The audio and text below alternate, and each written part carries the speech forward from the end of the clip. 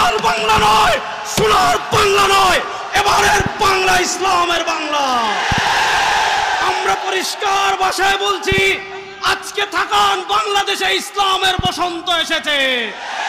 স্বাধীনতার 50 বছর পর আজকে বায়তুল মুকাররম দেখেন, বাংলাদেশে ইসলামপন্থী ছাত্র যুবকের আবার জেগে উঠেছে।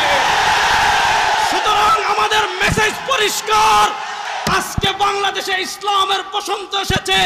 এই যে জোয়ার তৈরি হয়েছে, এই যে স্রোত তৈরি হয়েছে, বাংলাদেশে ইসলামকে যারা নিভিয়ে দিতে চান, আপনারা হারিয়ে যাবেন, ইসলাম থাকবে ইনশাআল্লাহ।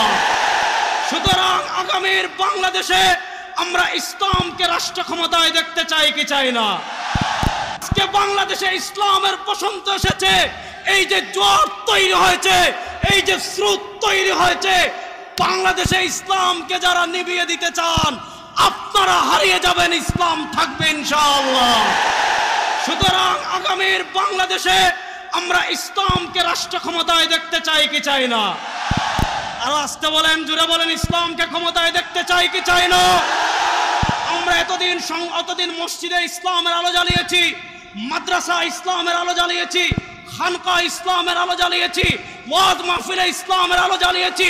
এবার ইসলামের বসন্তে বাংলাদেশের সংসদে ইসলামের আলো জ্বালতে চাই কি চাই না? সুতরাং আমাদের নেতৃবৃন্দ যেই নির্দেশনা দিবেন, সেই নির্দেশনা